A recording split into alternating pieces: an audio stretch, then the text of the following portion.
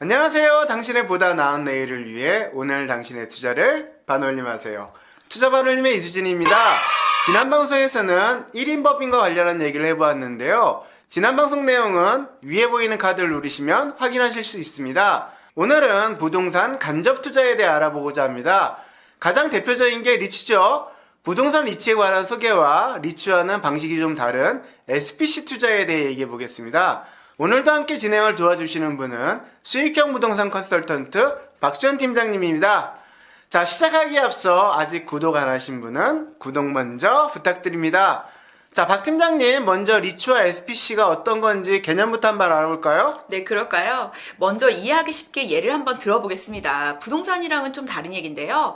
그림 조각 투자 얘기는 많이 들어보셨을 겁니다. 10,000원으로 피카소 그림을 사는 투자인데요. 그림에 10,000원이든 1,000,000원이든 투자를 하고 투자금만큼 지분을 받습니다.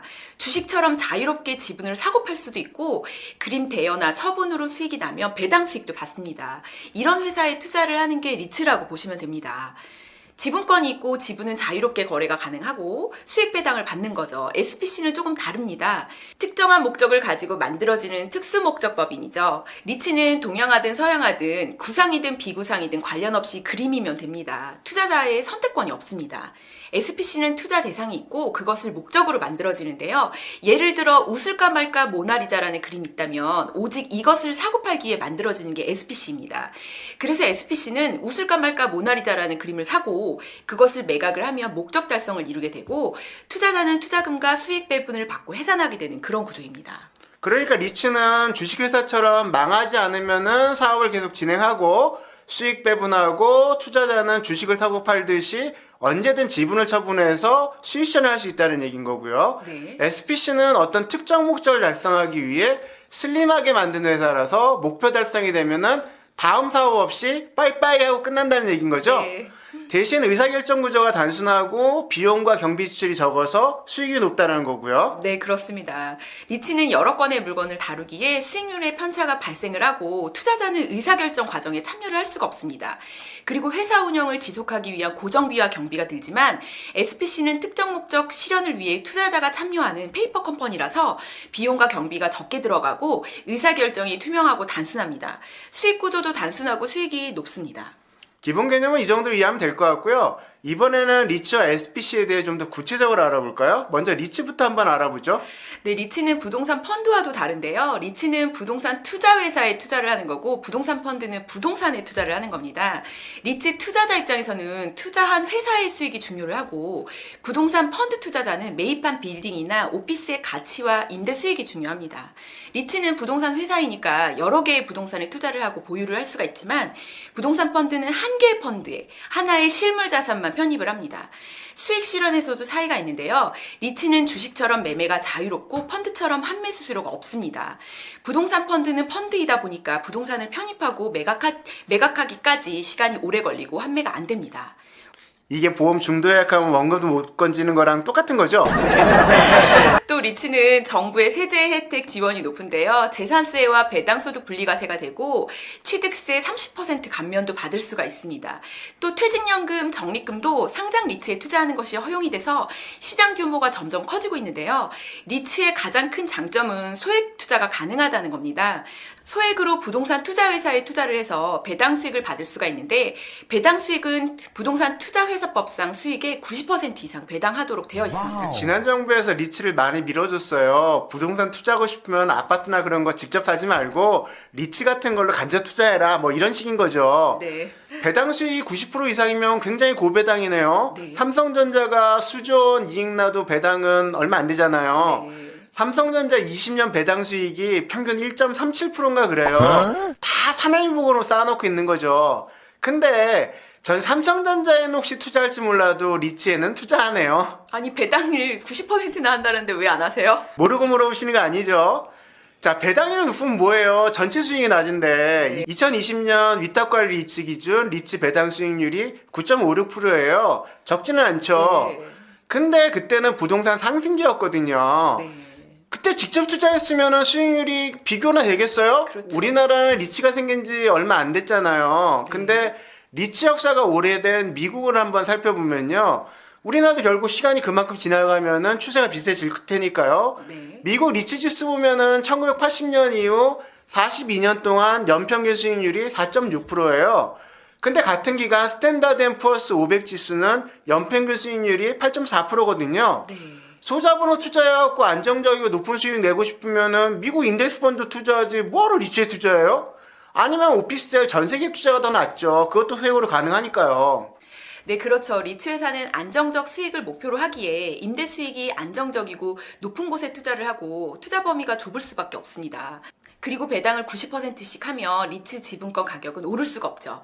다 배당으로 나가니까요. 배당을 별로 안 하는 삼성전자 주가는 액면 분할전 가격으로 환산하면 40년간 400배 올랐으니까요.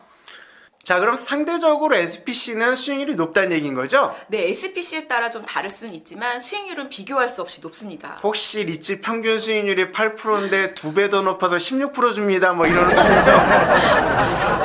아닙니다. 제가 취급하는 SPC는 연수익률이 40%입니다. 오, 40%는 굉장히 높네요. 뭐예요? 정확히는 SPC로도 투자를 할 수가 있고 다른 방식도 있는 부동산 상품인데 그 얘기에 앞서 SPC에 대해 먼저 알아보겠습니다. 그래야 시스템을 좀 더 이해하기 쉬우니까요. 그러죠. 먼저 개념이 정립돼야 이해도 되니까요. 다들 아실만한 실제 사례로 설명을 드리겠습니다. 대장동 특혜 의혹의 중심에 섰던 화천대유는 다 아실 건데요. 화천대유가 SPC입니다. SPC는 특수목적법인으로 특수한 목적을 가지고 일시적이고 임시적으로 설립되는 법인입니다. 부동산 개발, 부실채권 매입, 영화나 선박투자 등 다양한 형태로 존재합니다. 단기간에 자금을 마련하고 업무 진행 속도를 높여서 수익을 만드는 방식인데요. 그만큼 채무관계도 손쉽게 파악할 수가 있습니다. 법인을 만들 때는 자본금이 있어야 되잖아요. 그런데 현재 법인 설립 시 자본금 규정은 제한이 없어요. 100만 원으로도 만들 수가 있고 100원으로도 만들 수가 있습니다. 그래서 화천대유 초기 자본금이 5천만 원인 겁니다. 자본금 제한이 없어서 넣은 금액이 5천만 원인 거지 5천만 원 가지고 4천억 배당 수익을 거둔 건 아니라는 거죠. 화천대유 자본금이 100만 원이었으면은 100만 원으로 수천억 벌었다 이러면서 몇백 배 더 뻥튀기 할 수 있었는데 기자들은 좀 아쉬웠겠어요. 대장동 특혜의 본질은 화천대유가 전체 아파트 부지의 약 40%를 수익계약으로 가져왔다는 거지 자본금 관련 없습니다. 물론 SPC도 관련 없고요. 예전 네. 영화 넘버 3에서 최민식이 죄가 무슨 죄냐, 죄 지은 놈들이 나쁜 거지라고 했었죠. SPC는 죄가 없습니다. 죄 지은 사람들이 나쁜 거지. 특수목적 법인은 분명하고 정확한 업무만 처리하기 위해 만든 겁니다. 일반 법인이 그릇이라면 SPC는 일회용 그릇이라고 보면 됩니다. 목적이 달성되면 사라지니까요. 보통 SPC를 만들 때는 모회사가 따로 있습니다. SPC는 모회사와 별개의 재무상태, 법률관계 등을 가지기 때문에 모기업의 채무나 신용 등의 영향을 받지 않고 모기업과 근로관계도 없습니다. 목적과 무관한 설비도 없어서 고정비도 없습니다. 오직 목적에만 화력을 집중할 수 있게 만드는데요.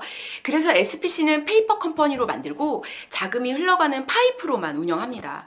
참여자는 자신의 자산을 SPC에 양도하고 SPC는 이 자산을 담보로 유가증권을 발행하여 자금을 조달을 하는데 SPC가 자산을 담보로 발행한 유가증권을 자산담보증권 ABS라고 합니다. 자산을 담보로 유동화 중개기관 즉 SPC의 이름으로 ABS를 발행하는 이유는 보유자의 신용위험에서 담보자산을 보호하기 위해서입니다.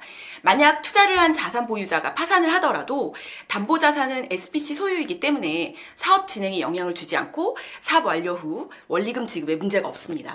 그러니까 SPC를 만드는 건 어떤 일을 빨리 하기 위해서 만들고 투자금은 모기업이나 투자자의 파산이나 신용상태에 관계없이 안전하게 보장되고 사업 진행과 무관한 간섭과 지출이 배제되기 때문에 원리금 지급은 안전하다 이렇게 되는 거죠? 네. 자, 그럼 투자를 위한 일회용 그릇을 만들어졌고 SPC로 투자할 수 있는 사업에는 부동산 말고 영화도 있고 선박도 있고 부실채권도 있고 제한이 없는데 어디에 투자해서 연에 40% 수익을 낸다는 거죠? 제가 소개해드리는 상품은 경매이고요. 그 중에서도 뭐 법정지상권이라든지 유치권 같은 특수경매 투자입니다. 특수법인으로 특수경매하는 건가요? 자, 좀 더 얘기를 나누고 싶지만 시간이 길어져서 이 얘기는 다음 시간에 이야기하겠습니다. SPC 하면 포켓몬빵이나 파리바게트만 생각나고 ABS 하면 브레이크만 생각나는 분들에게는 오늘 얘기가 좀 다소 지루하고 재미없을 수도 있는데요. 그래도 돈 버는데 이 정도 시간은 투자하셔야죠. 다음 시간에는 경매에 대해 얘기해 보겠습니다. 경기 불황이 되니까 경매인기가 높아지고 알짜 물건도 많이 나온다고 하죠. 어떻게 해서 연 40% 수익을 만들 수 있는지 그것도 한번 자세히 알아보도록 하고요. 오늘 방송은 이것으로 마치겠습니다. 투자와 관련해서 궁금한 내용은 1599-2610번으로 전화 주시거나 댓글을 남기셔도 됩니다. 동영상 설명에 오픈 채팅방 참여 코드도 있으니까 한번 들어와 봐 주시고요. 자, 진행을 도와주신 박시선 팀장님 감사드리고 이 영상이 도움되셨다면 구독과 좋아요 꼭 부탁드립니다. 자, 당신의 보다 나은 내일을 위해 오늘 당신의 투자를 반올림하세요. 지금까지 투자반올림이었습니다. 감사합니다. 안녕히 계세요, 여러분!